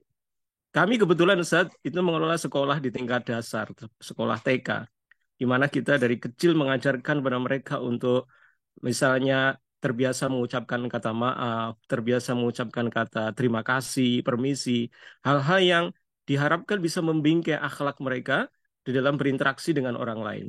Tetapi sayangnya mereka tumbuh dan besar dalam lingkungan yang diksi-diksinya itu Masya Allah tidak terkendali. Oleh karena itu, ini sekedar komentar saja dari apa yang disampaikan Ustadz Mudzaffar. Ya, ayo kita teruskan. Ini tanggung jawab ini panjang dan besar, bukan hanya di momentum Pilpres atau Pileg kali ini. Mudah-mudahan Allah senantiasa memberikan taufik hidayah kepada kita semua. Assalamualaikum warahmatullahi wabarakatuh. Waalaikumsalam warahmatullahi wabarakatuh. Luar biasa komentarnya, singkat, padat, dan sangat substansial ya. Selanjutnya saya persilahkan Ustadz Abdurrahim. Ya. Mas Abdurrahim dah. Assalamualaikum warahmatullahi wabarakatuh. Terima kasih Mas Rahman. Oke, Dr. Rahman, Ustadz Mudzaffar dan yang lainnya. Terkait dengan fenomena yang kita hadapi, saya coba mencermati adanya sebagian kalangan yang bisa dikatakan termasuk kelas menengah ya, bisa dikatakan orang yang berpendidikan tetapi kemudian menyikapi fenomena saat ini yang terjadi misalnya capres-cawapres dan seterusnya secara tidak bijak, bahkan sampai keluar kata-kata yang tidak layak, itu disebabkan oleh dua hal. Dan dua hal ini fokus kepada ketidakfahaman terhadap realita. Itu menurut hemat saya. Jadi fiqhul waqi'nya bermasalah. Biasanya mereka juga membaca kitab fiqhul waqi' kayak Syekh Qardawi, tetapi kemudian menerjemahkan fiqhul waqi' itu dalam konteks kekinian seperti apa, itu yang ada kita temukan bermasalah. Jadi mereka tidak memiliki data-data akurat. Pertama, data-data akurat, realita lapangan yang terjadi. Dan data-data itu kan terkait dengan peraturan pemerintah, perundang-undangan. Itu kan selama ini kan ada sebagian yang tidak melihat itu sebagai bagian dari fikih waqi'. Peraturan, perundang-undangan, kemudian juga data-data yang memang tidak terakses oleh publik. Hanya sebagian kalangan yang bisa jadi memiliki pihak-pihak yang punya akses data, ya bisa jadi kalangan intelijen, kalangan birokrat dan seterusnya memiliki data dan mereka tidak punya akses data. Itu kelemahan pertama. Kelemahan yang kedua itu mereka atau sebagian kalangan itu memiliki ada kelemahan atau kekurangan terhadap alat baca terhadap realita itu.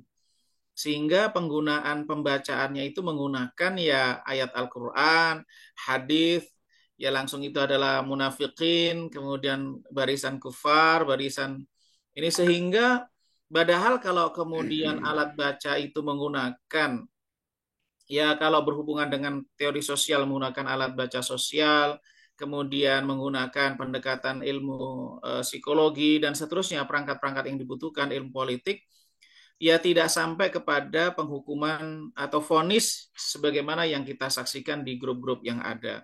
Mungkin itu saja Ustaz Rahman. Jadi kelemahan kita terhadap informasi realita yang ada dan kelemahan terhadap alat baca terhadap realita yang ada itu sehingga menghukuminya dengan ayat dan hadis-hadis yang kurang tepat. Wallahu a'lam bishawab.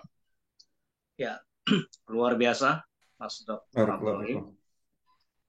Ya, sebenarnya saya teringat dengan ucapan saya Muhammad Al-Ghazali gitu ya. Saya Muhammad Al-Ghazali pernah mengatakan bahwa di antara problematika akut yang dialami oleh umat Islam, wabil khusus para aktivisnya adalah qillatus tsaqafah, kalau kata beliau itu.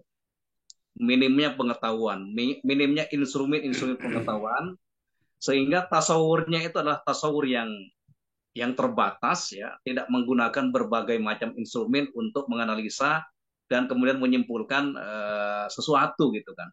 Ini barangkali yang menjadi titik pembeda antara orang yang katakanlah terjun di politik langsung ya dengan orang yang hanya memahami politik itu panggung depan saja gitu kan, tidak memahami panggung belakang dari politik itu sendiri.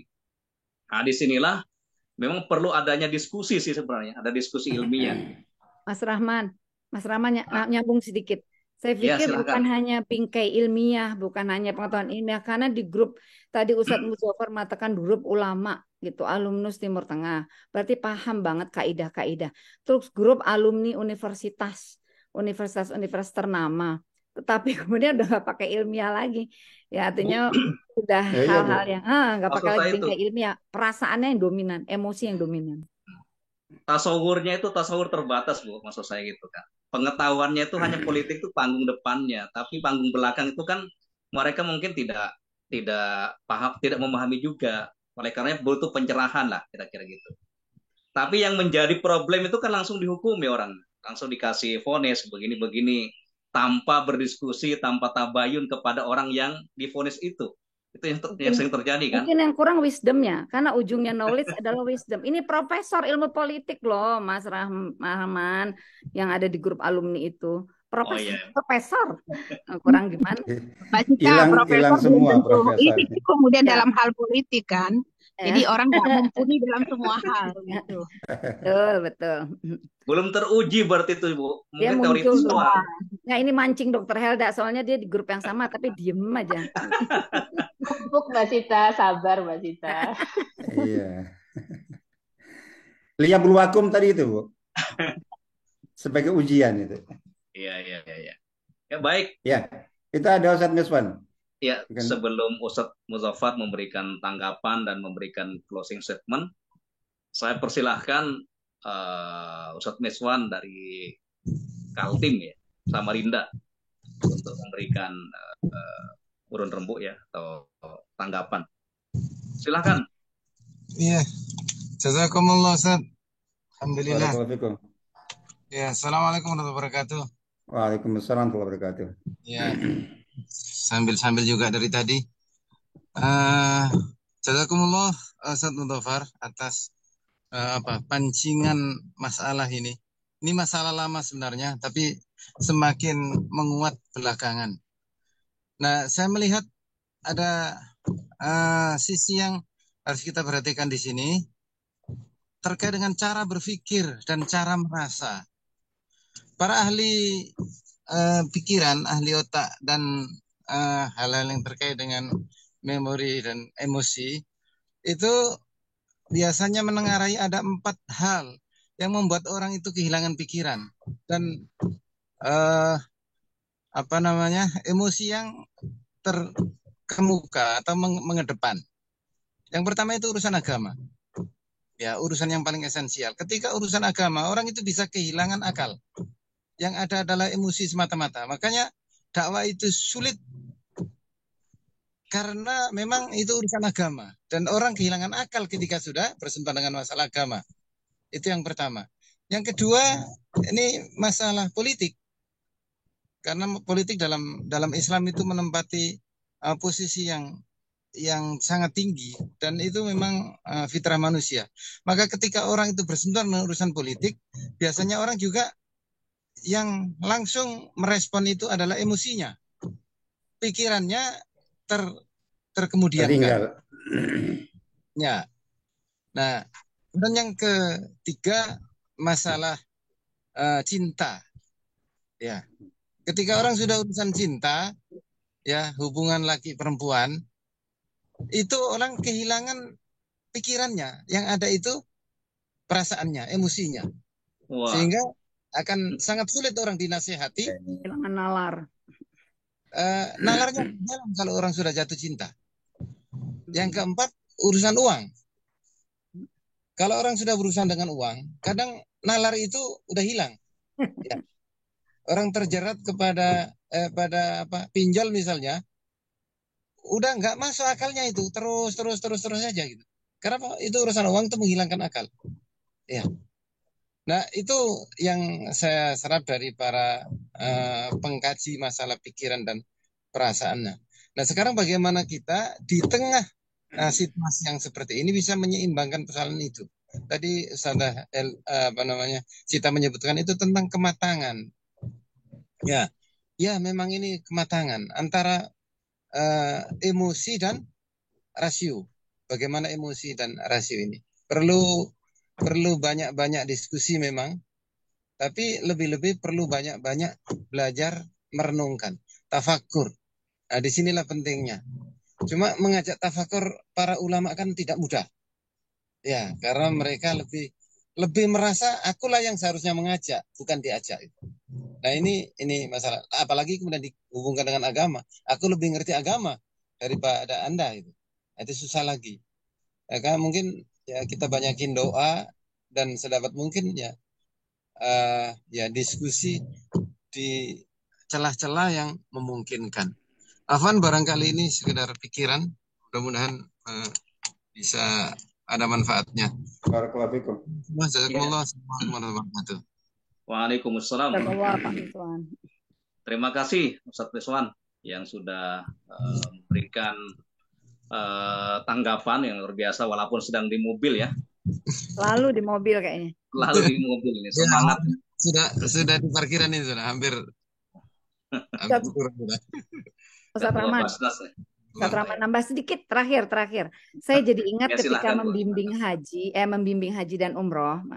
Itu saya melihat pemandangan yang bahkan di tanah suci dalam kondisi orang-orang soleh semua yang menunaikan ibadah haji itu benar-benar hampir pukul-pukulan, tonjok-tonjokan di seputar Ka'bah hanya karena masalah yang katakanlah benar tadi khilafiyah. Terus juga di antara jemaah perempuan ibu-ibu ada yang sampai berantem, marah-marah, saling caci maki karena dia mengatakan itu tayamumnya tidak benar gitu.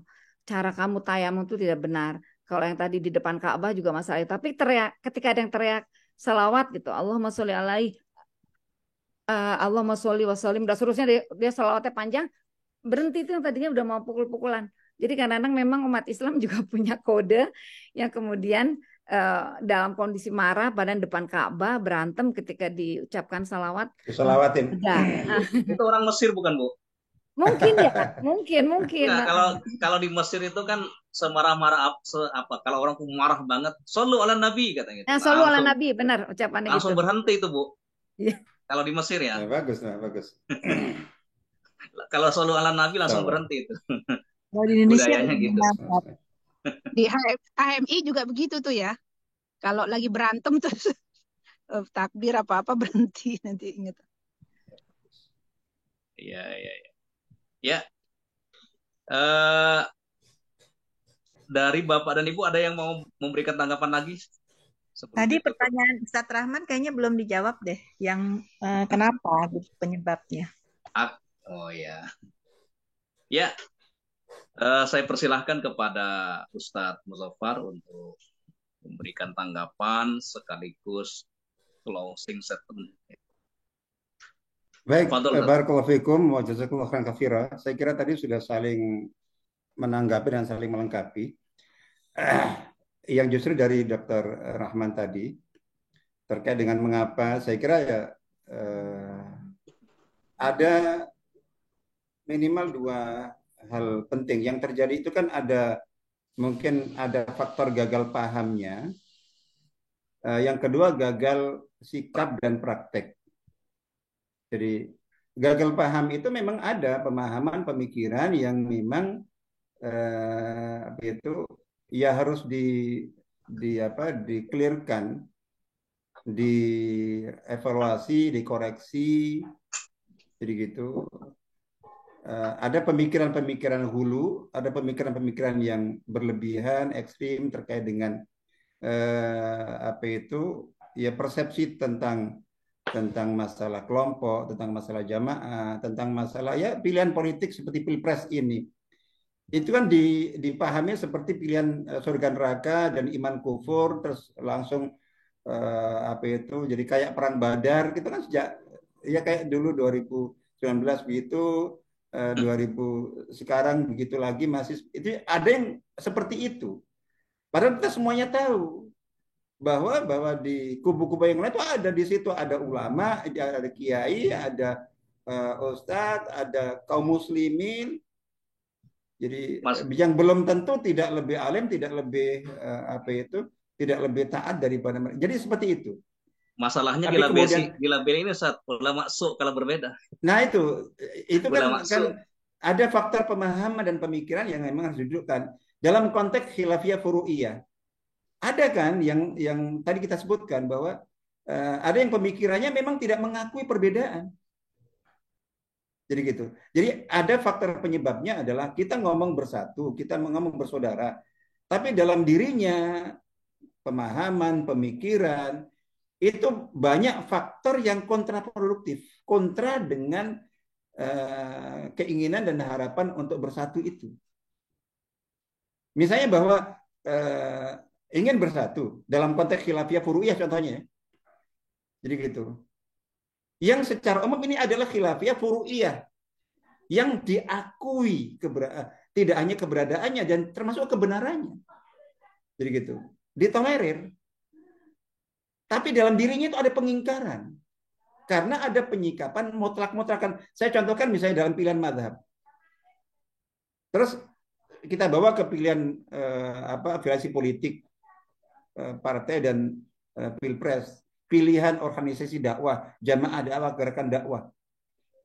Kita tahu semuanya bahwa dalam konteks Islam ya, pengikat kita kan hanya iman. Innamal mu'minuna ikhwah. Allah mensyaratkan persaudaraan yang mengikat di antara kaum muslimin mukmin itu cukup satu saja iman. Pokoknya begitu beriman berarti kita bersaudara dengan segala konsekuensi dan segala macamnya. Turunannya semuanya. Itu teori kita tahu semuanya. Tapi secara praktek itu banyak kaum muslimin mungkin termasuk kita yang tidak cukup dengan satu syarat dari Allah itu syarat iman untuk bersaudara, untuk berukhuwah, untuk saling menjaga hati itu orang beriman masih belum cukup. Ditambah syarat harus semadzhab. Kalau tidak semadzhab, udah berarti tidak ada ukhuwah. Tidak perlu dijaga hatinya. Jadi gitu. Harus seorganisasi, seharokah, separtai, sepilihan pilpres. Itu ada.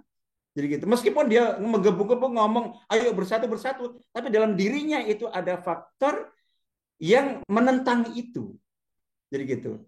Contoh misalnya bahwa menyikapi pilihan mazhab fikih misalnya, menyikapinya sebagai keyakinan. Misalnya contoh kunut nggak kunut misalnya. Yang biasa kunut kita ajak kunut, jangan, enggak. Jadi gitu. Yang biasa nggak kunut kita minta untuk kunut, enggak. Loh kenapa? Itu kan keyakinan. Saya nggak mau pelin-pelan. Saya katakan memang dalam keyakinan kita nggak boleh beda-beda, nggak boleh pelin-pelan. Tapi ini bukan keyakinan, ini pilihan. Saya sampai menggambarkannya itu pilihan mazhab. Itu seperti ini, kita di hidangan ini ada apa itu, ada gurami bakar, ada lele, ada ayam goreng, ada soto, sate yang secara umum pemasaknya orang Islam semuanya halal semuanya. Terus kita milih selera masing-masing. Tapi kemudian yang punya pilihan ini, oh ini adalah keyakinan saya. Itu salah, ini pilihan. Kalau seandainya makanannya itu ini adalah daging sapi, daging ayam, daging apa itu kambing, yang ini babi, yang ini bangkai, yang ini darah, itu baru keyakinan. Contoh kayak gitu. Itu banyak yang tidak mau karena apa? Karena nyikap itu keyakinan. Saya kata enggak. Ubah itu dan ini pilihan. Jadi sebabnya yang pertama secara pemahaman pemikiran khususnya itu banyak pemahaman pemikiran yang disadari atau tidak itu merupakan kontra. Jadi merupakan lawan dari apa yang diinginkan dan dibahasakan, ingin bersatu, ingin bersaudara. Makanya di forum bersama Mas Bengembu-ngembu itu pulang masing-masing sudah ngerasani. Nah, itu terus kemudian ada faktor kedua yang gagal, ini kan gagal paham, ada gagal sikap dan praktek, ada pengaruhnya dari ada yang merupakan turunan dari gagal paham. Kalau yang pemikirannya adalah bahwa kelompok organisasi ini adalah ini akidah, jadi gitu. Ya sudah, yang tidak ya berarti di luar akidah. Disikapi walak barak, bang seperti itu. Jadi harus diubah itu pemikiran-pemikiran hulu seperti itu. Nah, yang kedua dalam konteks sikap dan praktek itu yang tadi saya sebutkan syarat mutlak itu adalah akhlak dan adab. Sementara akhlak adab sering dikatakan itu di atas ilmu. Mungkin lebih tinggi daripada syariat dan ibadah. Akhlak dan adab. Termasuk kepada non-muslim yang beda keyakinan, apalagi yang seakidah. Ya itu. Jadi seperti itu. Hilang semuanya itu. Seolah-olah akhlak dan adab itu bukan dari ajaran Islam. Jadi kata Bapak itu. Udah nyindir, nyinggung, nyerang, ngata-ngatain itu sederhana saya katakan itu. Coba seandainya saya balas. Itu kan tenang saja ketika saya nggak balas. Saya yang tadi saya contohkan dalam konteks dinamika Pilpres ini, itu saya sekitar 14-15 grup yang seperti itu, yang heterogen seperti itu. Cuman yang umumnya dominan itu ke salah satu capres. Tapi saya tahu bahwa di dalamnya ada pilihan yang lainnya. Nah, mengapa itu tidak ini? Itu tadi karena yang lainnya itu ya sudah, yang tidak dijaga hatinya, yang tidak dijaga ukhuwahnya itu ya sudah ngalah saja. Ini kita mencoba mewaraskan diri di bagian dari ujian. Soal gitu, ya sudah. Karena itu tadi. Nah, kalau kita seperti ini dan grup ini ingin jadi ingin kita tetap bersatu, damai dan baik, saya katakan bahwa syaratnya sudah. Kita sterilkan grup ini dari materi apapun tentang tema di mana anggota ini saling berbeda. Serahkan ke lakum capres hukum walia capresi. Lakum hizbukum walia hizbi. Sudah, jangan diangkat di sini. Di sini diangkat yang kita bersatu. Begitu itu diangkat, nggak mungkin. Karena ini forum umum. Ya contoh kayak di sini. Seandainya terus seperti apa. Jadi itu dua hal. Makanya kalau dalam konteks khilafiyah antar muslimin itu saya syaratnya 3. Syaratnya 4, yaitu membekali diri dengan iman.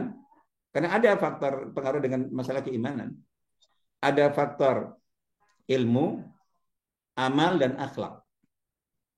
Jadi amal itu yang mempraktekkan ilmu dan iman itu. Rata-rata kan gitu kan. Ilmunya Masya Allah tapi tidak diamalkan. Jadi dipraktekkan kemudian akhlak adab. Jadi gitu. Itu dalam debat misalnya.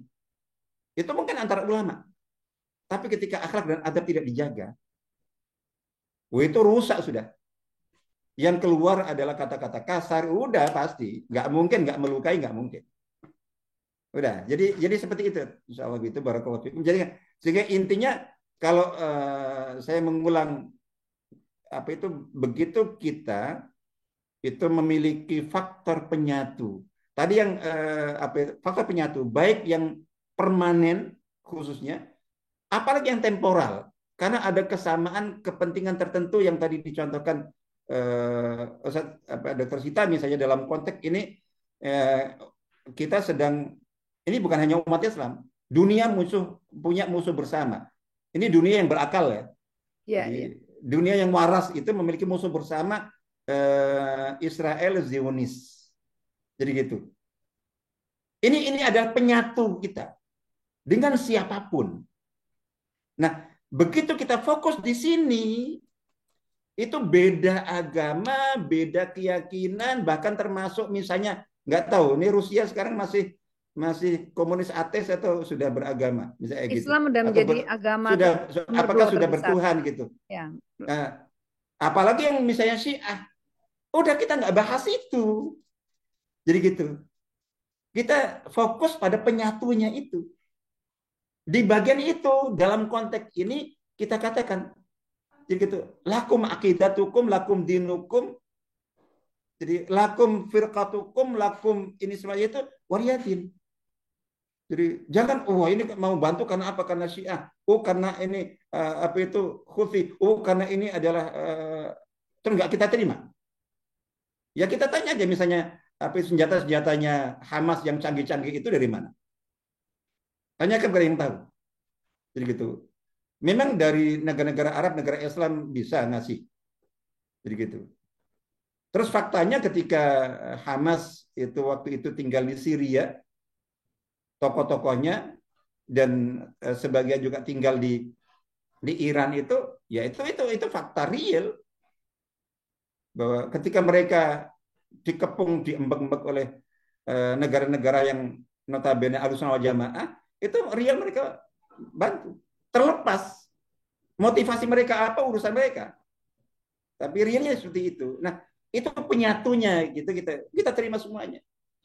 Nah, baru ketika kita lepas dari penyatu ini dan konteksnya adalah konteks memang kita membahas perbedaan itu, yaitu ada kaidahnya. Saya kira di situ, insyaallah. Barakallahu fikum, syakhan. Mohon maaf. Sekedar pengingat aja saya kira. Kita sama-sama tahu. Ilmu kita tahu semuanya kan. Baik. Iya tuh, kita saling mengingatkan. Kalau udah berbicara dari tadi ternyata. Wa dzakir fa inna dzikra tanfa'ul mu'minin, insyaallah. Baik, terima kasih. Jazakumullah khairan. Luar biasa diskusi kita pagi ini. Semakin lama semakin hangat. Tapi karena kita dibatasi oleh waktu, insya Allah diskusi kita lanjutkan pekan depan pada jam 5.30. Bapak dan Ibu sekalian, kita sudah berada di penghujung acara. Kita akhiri diskusi kopi hangat ini dengan bacaan alhamdulillah. Alhamdulillahirabbil alamin. Subhanaka Allahumma wa bihamdika asyhadu an la ilaha illa anta astaghfiruka wa atubu ilaik. Assalamualaikum warahmatullahi wabarakatuh. Waalaikumsalam warahmatullahi wabarakatuh. Pamit. Barakallahu fikum, pamit. Pamit semuanya ya. Terima kasih.